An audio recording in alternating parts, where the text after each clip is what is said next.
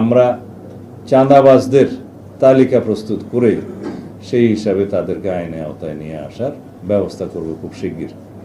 2, যারা অস্ত্রধারী, সন্ত্রাসী, দাগী আসামি, যারা সমাজে বিশৃঙ্খলা সৃষ্টি করছে, তাদের একটি তালিকা প্রণয়ন করা হচ্ছে। সেটা নির্মোহভাবে তালিকা প্রণয়ন করা হচ্ছে এবং আনবায়াস তালিকা প্রণয়ন করা হচ্ছে। সেটা আমরা স্ক্রুটিনি করে তাদেরকে আইনের আওতায় নিয়ে আসার ব্যবস্থা করব খুব শিগগির।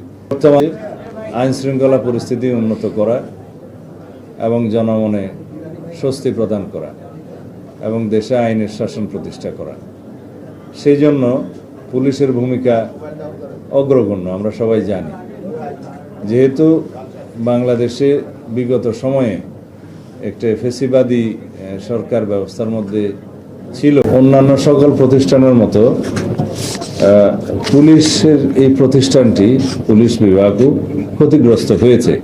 সেই জায়গা থেকে আমরা ক্রমান্বয়ে আজকের এই পর্যায়ে এসেছি, জনমনে যাতে এই আস্থাটা আমরা সৃষ্টি করতে পারি যে পুলিশের যে ঐতিহাসিক ভূমিকা ছিল সেই ভূমিকায় আমরা আবার অবতীর্ণ হয়েছি এবং মানুষ যাতে মনে করে পুলিশ সত্যিকারভাবেই জনগণের বন্ধু এবং সেই হিসাবে আমরা পুলিশ ফোর্সকে পরিচালিত করব। আমি সবার মধ্যে তাদের বডি ল্যাঙ্গুয়েজ দেখতে পেয়েছি, তারা সবাই সংকল্পবদ্ধ দেশ ও জাতির কল্যাণে তারা যে কোনো রকমের ত্যাগ স্বীকার করতে প্রস্তুত এবং তাদের প্রতিষ্ঠান হিসাবে তাদের কপালে যে অতীতে কালিমা লেপন করে দেওয়া হয়েছিল সেজন্য তারা নিজেরা দায়ী নয়। একটা ফ্যাসিবাদী রেজিমের কারণে কিছু সংখ্যক লোক সেই কর্মকাণ্ড চালিয়েছে, যার দোষটা প্রতিষ্ঠান হিসাবে এই প্রতিষ্ঠানের উপরে এসে পড়েছে। সেই জন্য প্রতিষ্ঠান দায়ী নয়।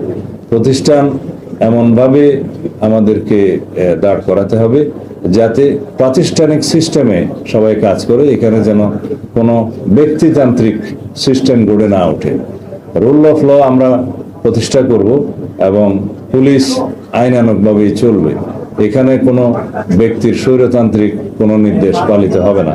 আইন যেভাবে বলে সেভাবেই যাবে এবং ঊর্ধ্বতন কর্মকর্তাগণ সেভাবে রেসপন্সিবিলিটির সাথে, অ্যাকাউন্টেবিলিটির সাথে সেই ডিপার্টমেন্ট পরিচালিত করবে। তারা সেই সংকল্প আজকে প্রকাশ করেছে। আমি তাদেরকে জনগণের পক্ষে বর্তমান সরকারের যে আইনের শাসন প্রতিষ্ঠার বিভিন্ন প্রতিশ্রুতি সেগুলো স্মরণ করে দিয়েছি এবং তাদের কাছে আমি আশা করি তারা জনগণের পক্ষে, দেশের পক্ষে সর্বোচ্চ ত্যাগ স্বীকার করে তাদের কাজ চালিয়ে যাবে। যে আমরা খুব শিগগির দেশব্যাপী, বিশেষ করে ঢাকা থেকে আমরা শুরু করব।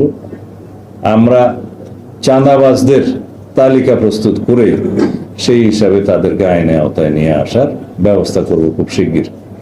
2, যারা অস্ত্রধারী, সন্ত্রাসী, দাগী আসামি, যারা সমাজে বিশৃঙ্খলা সৃষ্টি করছে, তাদের একটি তালিকা প্রণয়ন করা হচ্ছে। সেটা নির্মোহভাবে তালিকা প্রণয়ন করা হচ্ছে এবং আনবায়াস তালিকা প্রণয়ন করা হচ্ছে। সেটা আমরা স্ক্রুটিনি করে তাদেরকে আইনের আওতায় নিয়ে আসার ব্যবস্থা করব খুব শিগগির।